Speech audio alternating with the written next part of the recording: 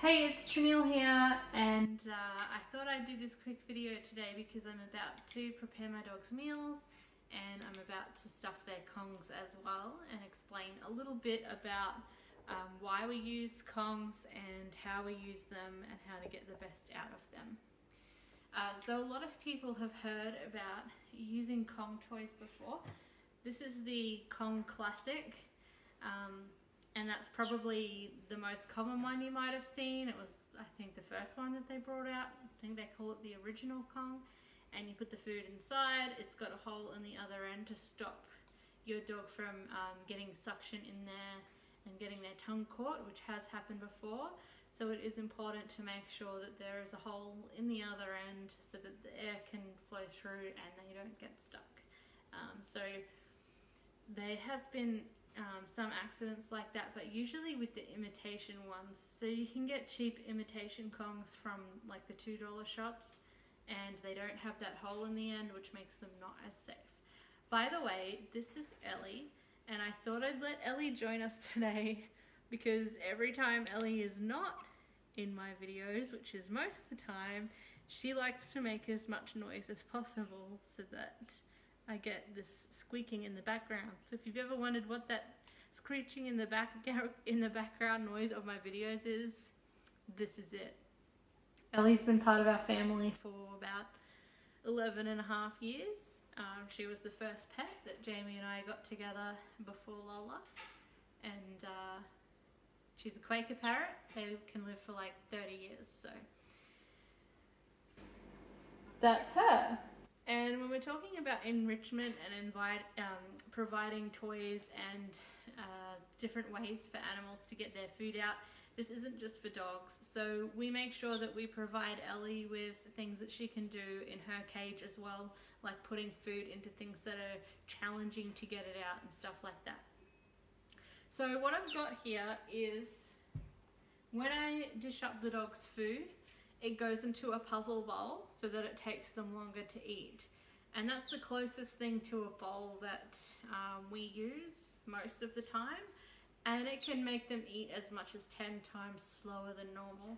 So if you've got a dog that scoffs their food, something like this can be really good.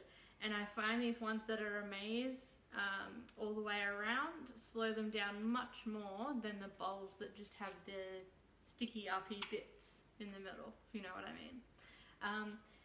But something's better than nothing, because the longer they spend eating, the more interactive it is, and you get a lot more out of it for the time it takes to eat. By the way, Ellie doesn't like it when I hold objects, so she might get a little cranky. Because it's all about her, basically. That's all that's coming from. So with the Kongs, like I said, I've got the classic. This one goes to Lola. So this is nice and big for Lola so that she can't get it lodged down her throat. Now you pick your Kong depending on the size of dog you have. So if you have a German Shepherd or larger, this one will be too small and can cause an obstruction. So it's important to use common sense and pick the toys for your dog that are going to be too big for them to be able to lodge in their throat. That's really important. So for example, Chester, he might be able to get away with this one. I think that's kind of borderline. But Envy, sometimes she grabs this if it's laying around and I take it off her straight away, because you can tell that it could easily get lodged in her throat. And I've heard of this happening, and it can be really scary and hard to get it out, and dogs have choked and died from that as well. So for the bigger dogs and the dogs that are tougher chewers, you have the tougher Kong. I forget what they actually call this one, but it's made out of a tougher rubber. The shape is the same, and it's larger, so she can't choke on that.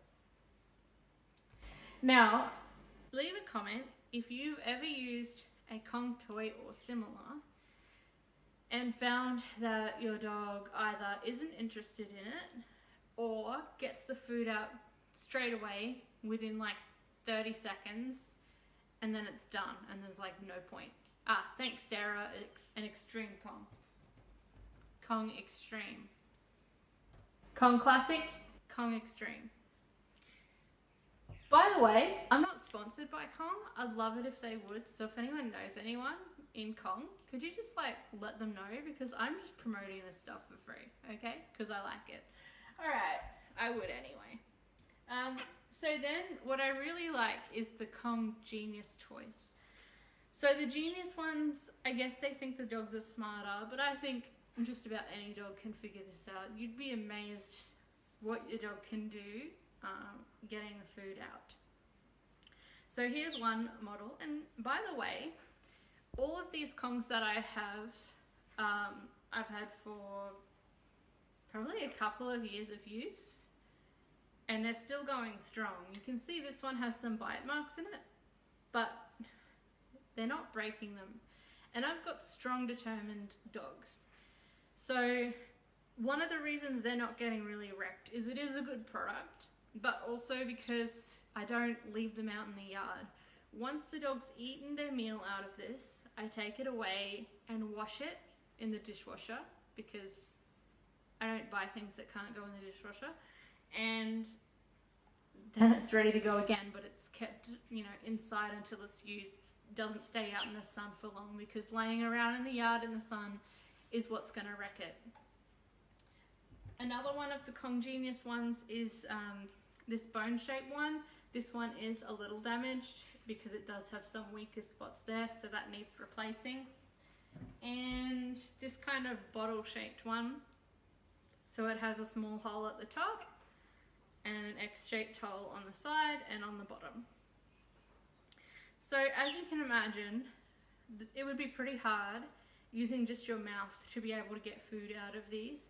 And I like to make it even harder, because I want the dogs to get the most time and interaction out of using these as possible, so that they have that environmental enrichment taken care of. So the way that I do it is I fill it with their usual diet, and then I also freeze it. Our winters here are pretty mild, so I also do this in winter, and I'm not worried about it. They're fine with it. They get it out really slowly, so they're not getting brain freeze or anything like that.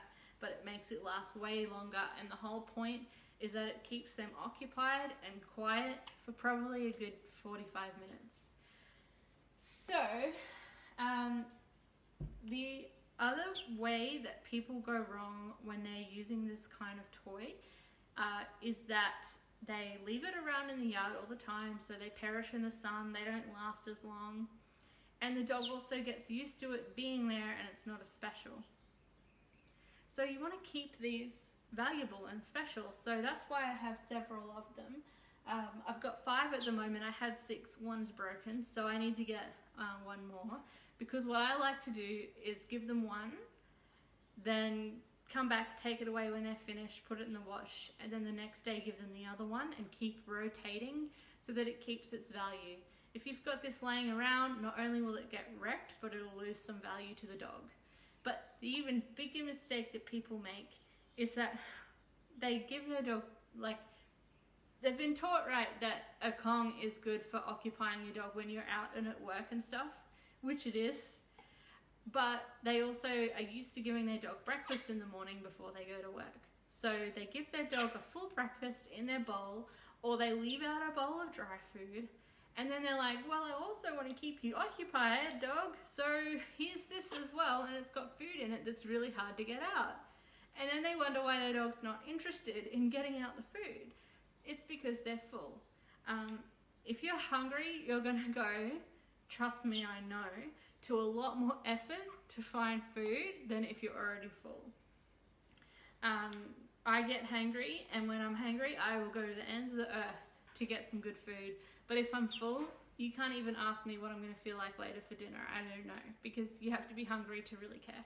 So your dog has to be hungry to get the most out of these toys. So the key is that if you're using stuff like this, you don't even feed your dog out of a bowl. This is the bowl. You put the food in there, and if they can't get it out, they're not going to eat, and they're not going to die of starvation, because they will get it out, because they're going to put in the effort if they're hungry enough. Okay, so I'm going to try and do this in a way that you can see on the camera how I put stuff in there without also getting food all over myself. I have the reason you're there is because it makes you quiet. I have the dog's meals defrosted, ready to go. So as you may know, I currently feed my dogs Raw for Paws, which is a pre-made raw diet. So this is a kilo.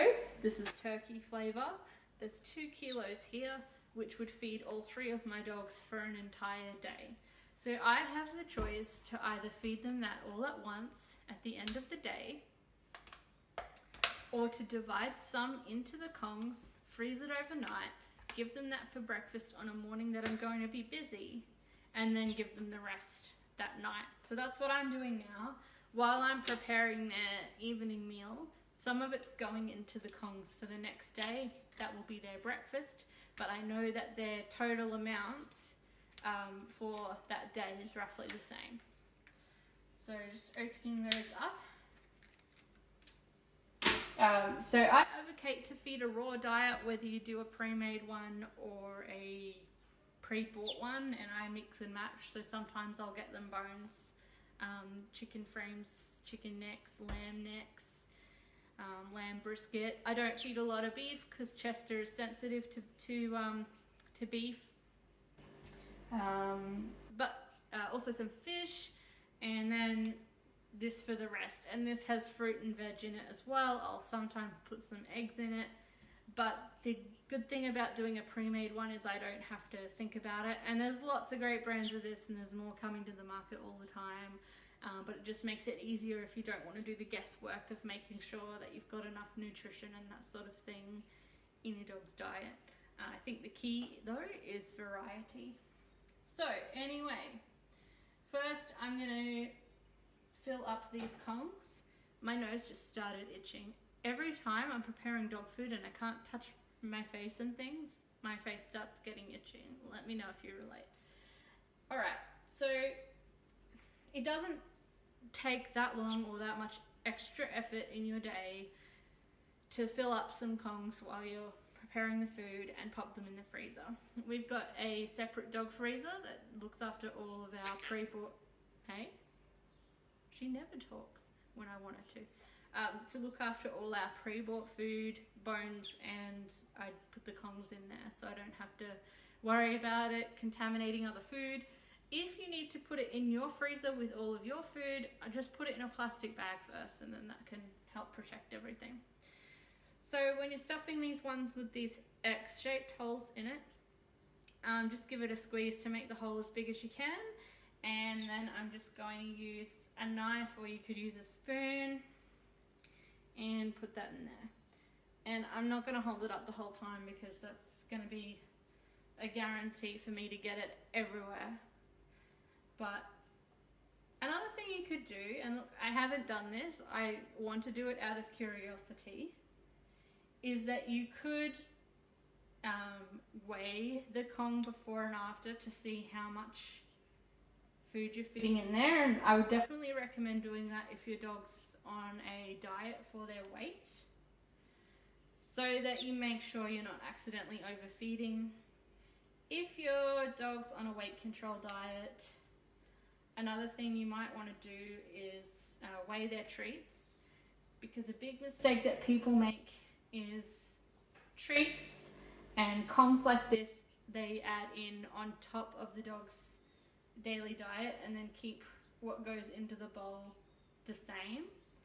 But a dog's daily diet is all about the total amount that they get.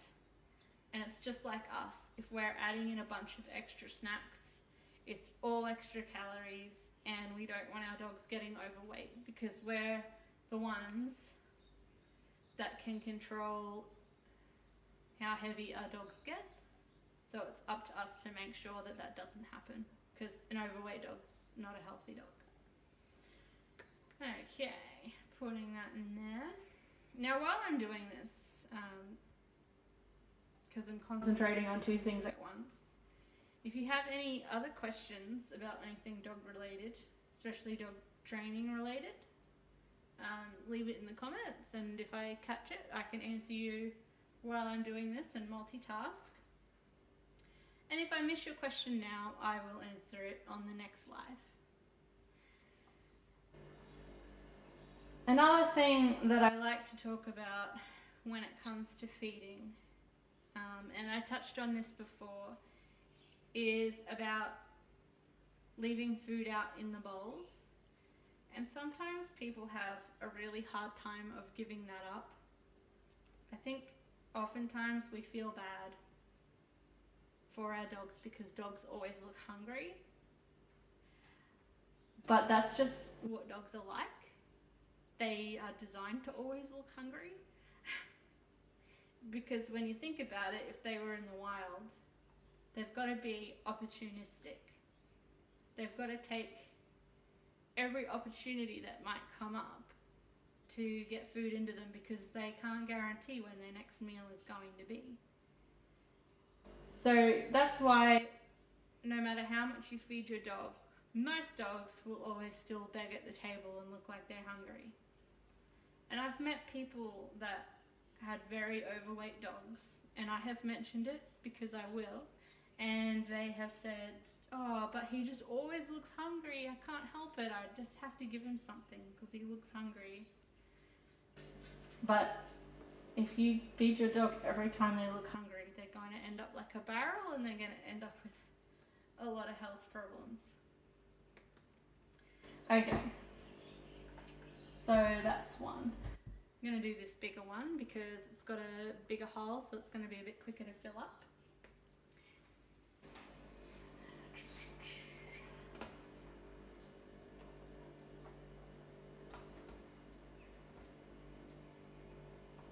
So, like I said, you could weigh it so you know exactly how much food is fitting into each Kong. But I just generally know that for all three of my dogs, I use 2 containers a day. So if I put like half a container or so into Kongs, then the rest can go into the bowls for the day and we'll be right. Now, like I said, I'm putting raw paws in there because that's what I feed. And because it's a wet food, it's going to freeze in there really well. If you feed your dog dry food, this isn't going to work quite so well. You need something wet to kind of glue it together so that you can freeze it. You can just put a wet food in there with it to hold it together, but basically it needs some kind of glue, alright? Like I could feed this to them now without freezing it, and it would take them longer than eating it out of a bowl, but not super long. So to get the most out of it, I do want to freeze it.